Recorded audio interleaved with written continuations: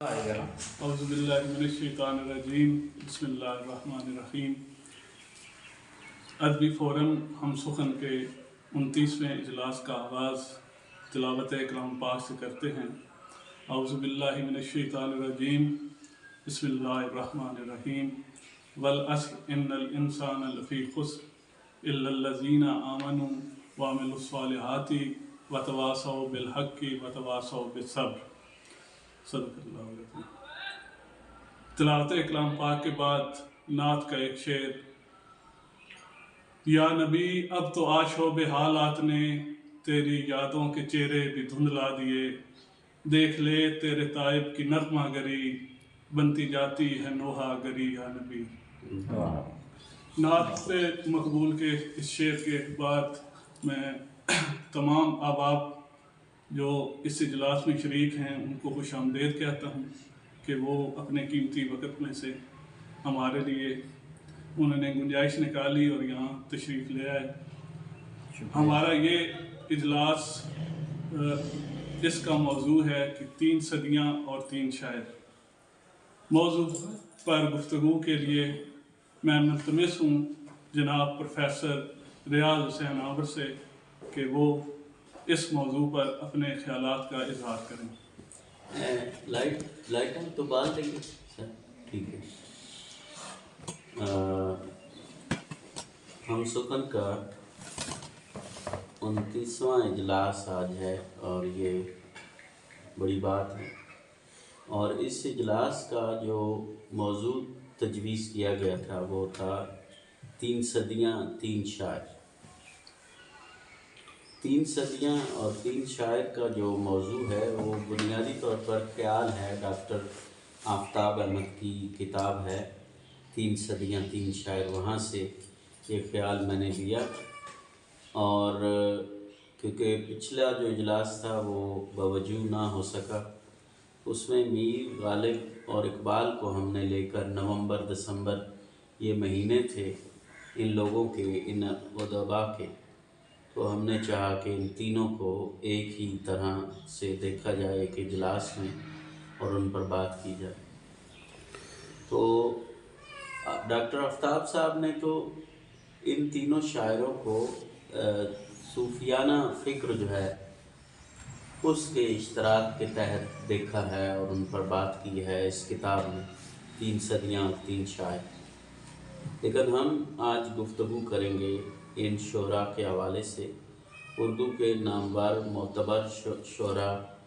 جن میں سب سے پہلے میر ہیں، میر کے بعد غالب ہیں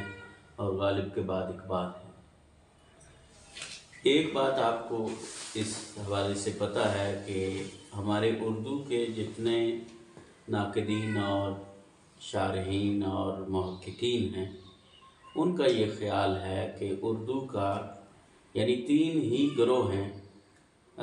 جو یہ سمجھتے ہیں کہ اردو کا سب سے بڑا شاعر کون ہے۔ ایک طبقہ فکر ایسا ہے جو سمجھتے ہیں کہ اردو کا سب سے بڑا شاعر جو ہے وہ میر ہے، اور ایک طبقہ فکر ایسا ہے جو سمجھتا ہے کہ اردو کا سب سے بڑا شاعر غالب ہے، اور ایک طبقہ ایسا ہے جو اقبال کو اردو کا سب سے بڑا شاعر سمجھتا ہے۔ اس کے علاوہ تھوڑی تعداد میں ایسے ناقدین بھی ہیں جنہوں نے میر انیس کو اور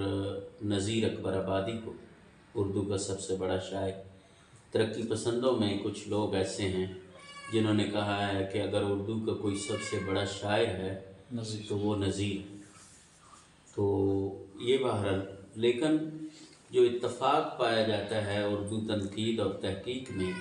وہ ان 3 اصحاب پر ہے، میر، غالب اور اقبال۔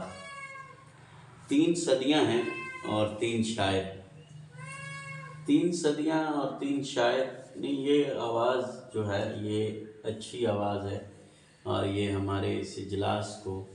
مطلب خوبصورت بنا رہی۔ 3 صدیاں 3 شاعر، ہر صدی جو ہے وہ کوئی نہ کوئی نابغہ روزگار شخصیت پیدا کرتی ہے۔ ہر صدی میں کوئی نہ کوئی جینیس پیدا ہوتا ہے۔ ہر صدی میں کوئی نہ کوئی کلاسیک پیدا ہوتا ہے ادب میں۔ تو ہماری اردو کی 3 صدیاں جو ہیں وہ ایک صدی میر کی ہے، دوسری غالب کی ہے اور تیسری اقبال کی ہے۔ یعنی 18ویں صدی کے میر ہیں، 19ویں صدی کے غالب ہیں اور 20ویں صدی کے اقبال۔ یعنی ہر اردو کی صدی میں ایک ایسا شاعر پیدا ہوا ہے جس نے اردو زبان کے تمام امکانات کو استعمال کرتے ہوئے شاعری کی ہے۔ کلاسیک کی اگر ہم بات کریں یا نابغہ روزگار کی بات کریں، نابغہ روزگار کی اصطلاح تو عمومی طور پر استعمال ہوتی ہے علمی حلقوں میں ان لوگوں کے لیے جو کسی صدی کے سب سے بڑے دماغ سمجھے جاتے ہیں کہ اس صدی کا سب سے بڑا دماغ یہ شخص ہے۔ سب سے بڑا دماغ کون سا دماغ ہو سکتا ہے جسے نابغہ روزگار کہتے ہیں؟ وہ جس شخص کا دماغ اس صدی کے تمام مسائل کا ادراک رکھتا ہو، شعور رکھتا ہو اور پھر ان مسائل کے حل کے لیے تجاویز رکھتا ہو، تو ایسا بادماغ اور باشعور آدمی جو ہے وہ اس صدی کا نابغہ کہلاتا ہے۔ اگر ہم کلاسیک کی بات کریں تو کلاسیک ادب میں اس ادیب کو کلاسیک کا درجہ حاصل ہوتا ہے جو زبان کے تمام تخلیقی امکانات کو اس طرح استعمال کرتا ہے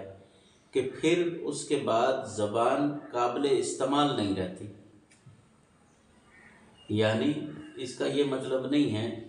کہ زبان قابل استعمال نہیں رہتی سے میری مراد یہ ہے کہ مثلاً میر ہیں، میر 18ویں صدی کے شاعر ہیں میر نے شعری لغت کو اس طرح استعمال کیا ہے، اس کے امکانات کو اس حد تک برتا ہے،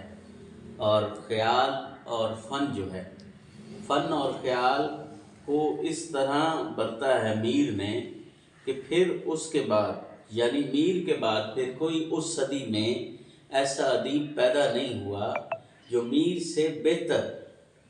اس لغت کو، اس زبان کو اور اس زبان کے امکانات کو استعمال کر سکے۔ تو یعنی میر ایک صدی کے پورے لفظی تخلیقی امکانات کا استعمال جو ہے وہ کلاسیک کرتا ہے، اور کلاسیک جو میں نے پہلے بات کی کہ وہ زبان پھر قابل استعمال نہیں رہتی، اس سے مراد یہ ہے کہ وہ کلاسیک جو ہوتا ہے وہ زبان کو آخری درجے پہ جا کے استعمال کرتا ہے، جس کے آگے پھر وہ کہتے ہیں جبریل کے دوسرا دل پہ، یعنی زبان جو ہے وہ اپنے تمام تر امکانات کے ساتھ اس ادیب کے ہاں استعمال ہوتی ہے۔ تو یہ کلاسیک کی اگر ہم اردو کلاسیک کی بات کریں تو ابتدائی 18ویں صدی کا جو کلاسیک شاعر ہے ہمارے ہاں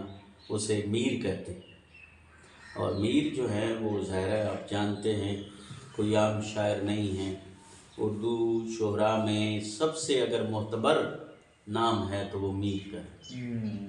تو میر کو میں 2-4 حوالوں سے معتبر سمجھتا ہوں۔ ایک بات تو میر کے ہاں یہ ہے کہ میر نے اشعار بہت لکھے ہیں، اور صرف بہت اشعار ضخامت میں ہی نہیں بلکہ ادب شاعری کی جتنی اصناف ہیں ان تقریباً تمام اصناف میں میر صاحب نے شاعری کی، یعنی غزل لکھی ہے، سلام لکھا ہے، مرثیہ لکھا ہے، قطع لکھا ہے،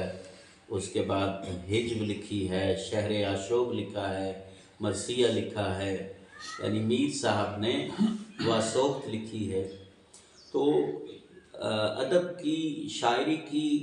بہت ساری اصناف میں میر نے طبع آزمائی کی ہے، اور یہ بہت بڑی بات ہے۔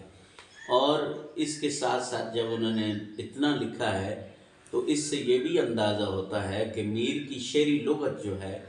وہ آپ اگر دیکھیں تو غالب سے بھی زیادہ ہے اور اقبال سے بھی، یعنی جسے آپ وکیبولری کہتے ہیں، میر کی وکیبولری جو ہے وہ ان سب سے زیادہ ہے، اس لیے میر منفرد ہیں اور بڑے ہیں۔ اور پھر ایک اور چیز آپ اگر دیکھیں تو میر کا جو زمانہ ہے وہ تو اردو زبان کی بلوغت کا زمانہ ہے، اور اس زمانے میں میر ایسے ایسے شعر لکھ رہے ہیں کہ وہ شعر آج تک زندہ ہے۔ تو یہ ایک بہت بڑی بات ہے۔ میر کے بعد غالب پیدا ہوا، اور غالب جیسے وہ شیخ عبد القادر نے کہا تھا کہ اگر غالب نہ ہوتا تو اقبال بھی نہ ہوتا، تو میں یہ کہتا ہوں کہ اگر میر نہ ہوتے تو غالب بھی نہ ہوتا۔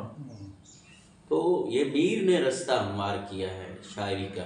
شاعری کے امکانات کا اور شاعری کے موضوعات کا۔ پھر ان کے جو موضوعات ہیں میر کے، وہ انسان کی فطرت کے بہت قریب ہیں۔ میر انسان کی فطرت کا شاعر ہے، انسانی فطرت کا شاعر ہے۔ انسان کی فطرت میں دو چیزیں، دو جذبے بہت عام اور نمایاں ہیں، ان میں ایک غم ہے اور دوسرا خوشی ہے، غم اور خوشی۔ تو یہ دو جذبے جو ہیں، اور آپ جانتے ہیں ہمارے جیسے ممالک میں اور ہمارے جیسے جس ایریا میں ہم رہتے ہیں، یہاں تو مسائل زیادہ ہیں، خوشیاں کم ہیں، اسی لیے کہا جاتا ہے کہ خوشی کوئی نہیں ہوتی، ایک غم ختم ہوتا ہے دوسرا شروع ہوتا ہے،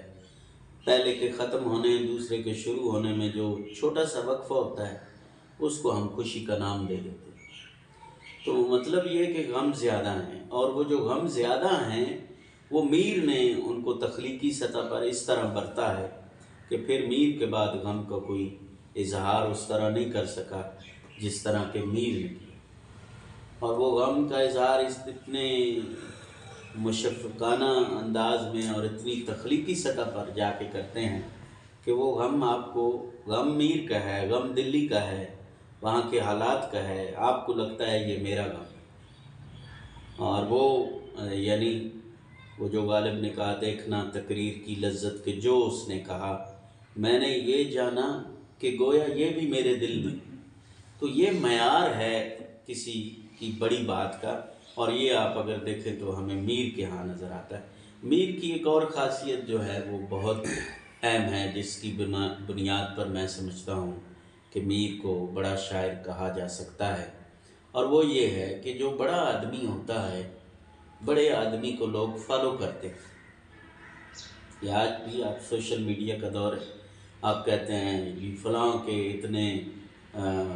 فالوورز ہیں،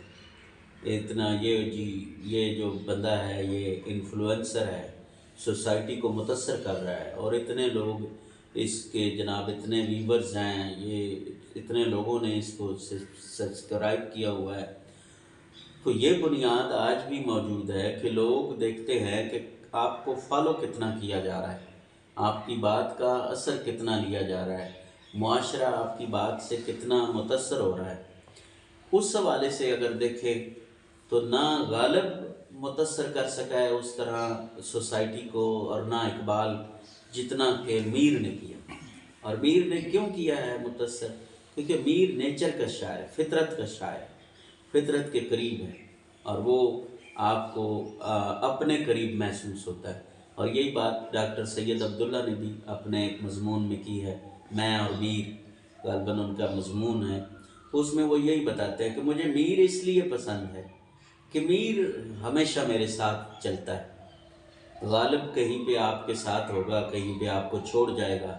اقبال تو خاص ماحول کا اور خاص مزاج کا شاعر ہے، اس کے بعد وہ بھی آپ کو سلام کر کے چلا جاتا ہے۔ وہ شاعر جو ہمیشہ آپ کے دل کے قریب رہتا ہے، جو آپ کے قریب رہتا ہے، جو آپ کا نباز ہے، جو آپ کی فطرت کو سمجھتا ہے، جو آپ کے مسائل کو سمجھتا ہے، وہ میر ہی ہے۔ تو آپ دیکھیں میر 300 سال ہو گئے، 350 سال سے زیادہ عرصہ ہو گیا، وہ چلے گئے۔ آج بھی جو بندہ غزل لکھتا ہے وہ رنگ میر میں لکھتا ہے، یعنی آج بھی جب بھی کوئی شاعر شعر کہنا شروع کرتا ہے تو اس کی کوشش ہوتی ہے کہ میں میر کے انداز میں غزل لکھوں۔ اور آپ دیکھ لیں ایک بیر اسے اس کا نام ہی بیر میر رکھ دیا گیا، یعنی میر نے ایسا پیمانہ بنا دیا ہے شاعری کا کہ اس سے نکل کر اب آپ کل ہم نے مشاعرہ پڑھا ہے تو آپ دیکھیں سر وہاں پہ جو شاعری پڑھی گئی اس میں زیادہ تر بیر میر کی استعمال ہے، اور وہی لوگوں کو زیادہ اپیل بھی کرتی ہے۔ میر نے ایسی بیر مطلب منتخب کر دی ہے شاعری کے لیے اور غزل کے لیے کہ اس سے بعد باہر آج تک نہ غزل نکل سکی ہے نہ شاعری نکل سکی ہے، اور وہ جو علائم و رموز اور استعارے اور تشبیہات میر نے استعمال کی وہی آج تک ہماری غزل کا حصہ ہے، اور اسی کو لے کر پھر لوگوں نے بعد میں کہا کہ یار یہ کیا، غزل کی لفظیات بدلنی چاہیے اور یہ وہ، تو میر کو آج بھی فالو کیا جاتا۔ دیکھیں میر اور میر کے بعد آپ آگے چلتے چلے ابن انشا یہ وہ ان ساروں کو لے کر آپ دیکھیں تو پھر جناب آپ کو ناصر کاظمی نظر آئیں، وہ بھی میر کے معتقد ہیں اور انہی کے رنگ میں لکھتے ہیں۔ وہ ان کی پہلی بارش جو ہے وہ بیر میر میں، ساری ان کی پہلی بارش ہے ہی بیر میر میں، تو مطلب اس آدمی کو، اس شاعر کو بہت فالو کیا گیا، اور یہ بات پتہ دیتی ہے کہ یہ آدمی عام نہیں ہے کہ اتنے لوگوں نے اس کو فالو کیا اور آج بھی کر رہے ہیں، اور ابھی غزل جب تک زندہ رہے گی وہ میر کے اثر سے غزل نہیں نکل سکے، تو یہ ایک بہت بڑی بات ہے۔ بہرحال بہت ساری باتیں ہو سکتی ہیں میر صاحب پر اور ان کے اشعار بھی، لیکن ہم آگے چلتے ہیں۔ میر کے بعد اب اگر دیکھیں تو دوسرا شاعر ہمیں غالب نظر آتا ہے، یہ اگلی صدی کا شاعر ہے، اور غالب کا یہ کمال ہے، غالب کا یہ معجزہ ہے، اور وہ خود بھی کہتا ہے مدعا ان کا ہے اپنے عالم تقریر کا، وہ میری جو بات ہے جس سطح پہ جا کے میں بات کرتا ہوں اس سطح کو اور اس امکان کو تلاش کرنا، اس کی تفہیم کرنا، اس کو سمجھنا، یہ ہر آدمی کے بس کی بات نہیں ہے۔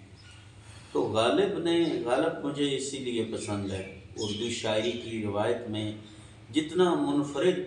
شاعر میں نے غالب کو دیکھا ہے اتنے کم، مطلب آپ دیکھیں اب اقبال ہیں، ان کی ساری شاعری کا ایک ہی نقطہ ہے، خود ہی، بس وہ جب بھی آپ ان کا شعر پھر آپ کو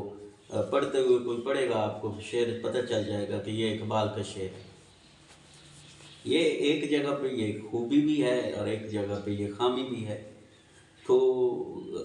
اقبال میر غالب کے ہاں یہ تجربات تخلیقی بہت انفرادیت کے ساتھ آتے ہیں، اور انہوں نے،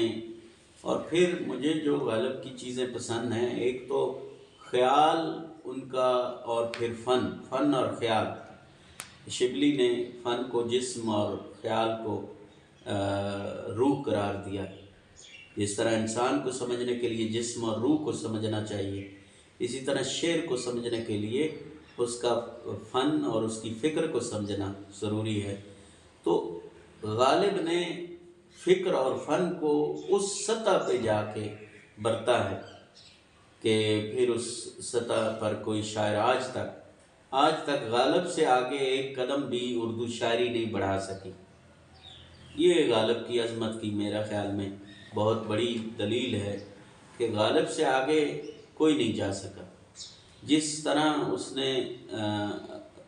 شعری لفظیات جو ہیں وہ تخلیق کی ہیں، اور پھر یہ کہ غالب نے جو خیالات اتنے نادر اور ندرت، اور ان کے ہاں فکر کا انوکھا پن ان کے ہاں بہت زیادہ ہے، اور یہی بات ان کی، وہ الگ قسم کے آدمی، وہ جو شکیب نے کہا تھا کہ شکیب اپنے تعارف کے لیے یہ بات کافی ہے، ہم اس سے بچ کے چلتے ہیں جو رستہ عام ہو جائے۔ تو غالب اس لیے مجھے پسند ہے کہ عام رستوں پہ چلنے والا آدمی نہیں۔ وہ جب غالب نے کہا نا میں 25 دسمبر کو مر جاؤں گا، تو دسمبر شروع ہوا، کوئی وبا آ گئی، تو وہ جناب لوگ مرنا شروع ہو گئے، لوگوں نے کہا لے بھائی غالب بھی مر جائے گا، لیکن غالب نہیں مرا۔ لوگوں نے پوچھا بھائی جناب آپ نے تو مرنا تھا، تو غالب نے کہا بھائی جب سب مر رہے ہیں تو میں کیوں مروں۔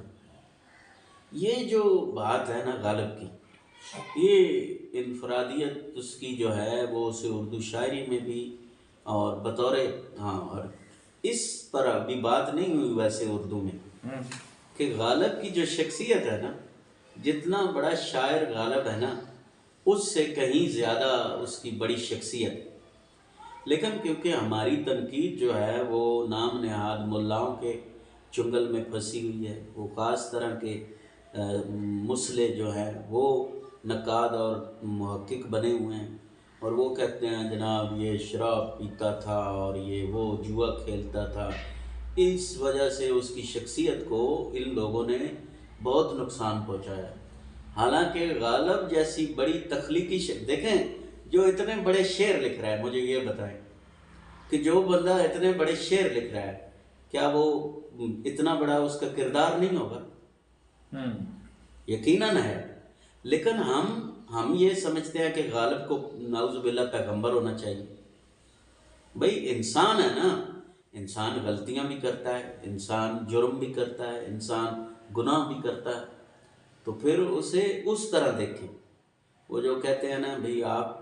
اصل انسان کے چکر میں مت پڑو، زندگی میں جو جس روپ میں ملتا ہے اسے اسی روپ میں قبول کرو۔ ہمارا معاشرہ انسان کو اس کے اصلی روپ میں قبول نہیں کرتا، اور غالب کو بھی نہیں کیا گیا، اور اس پر منٹو پر اور اس طرح کے ان لوگوں پر فتوے لگائے گئے۔ بھئی یہ ادب میں فتووں کا کیا تعلق ہے؟ ادب تو آپ کی تخلیقی صلاحیت کو دیکھتا ہے۔ تو یہ وہ گھس بیٹھ یہ قسم کے نقاد اور محقق جو ہیں، انہوں نے ہمارے ادب کی اخلاقیات جو ہے وہ ہی غلط، اور اسی بنیاد پر انہوں نے غالب کو بھی، حالانکہ غالب جیسا تخلیقی آدمی، آپ کی شخصیت میں تخلیقی امکانات ہونے چاہیے۔ آپ مغرب میں چلے جائیں نا، وہاں یہ رولا نہیں ہے، وہ بندے کو اس طرح نہیں دیکھتے، وہ کہتے ہیں بھئی یار یہ بندہ تخلیقی کام کرنے والا ہے، وہ نیک اور بد کی صورت میں نہیں دیکھتے۔ یہ تو ہمارا مذہبی ایک اور اخلاقی معاملہ ہے نا، تو اسے ہمیں اس تناظر میں، ہاں کوئی مذہبی شخصیت ہے تو اس کو ادھر دیکھیں۔ اب ایک شاعر ہے اور آپ شاعر سے تقاضا کر رہے ہیں کہ شاعر کو داڑھی رکھنی چاہیے، اس کے ہاتھ میں تسبیح ہونی چاہیے، وہ 5 وقت کا نمازی ہو، ہیں؟ یہ مطلب عجیب، ہمارے ادب کے ساتھ بہت بڑا ظلم کیا ہے ان لوگوں نے، اور یہی وجہ ہے کہ ادب اب لوگوں کے اس طرح قریب نہیں ہو سکا، کیونکہ یہ جو لوگ ہیں انہوں نے ادب کی صورت ہی بگاڑ دی۔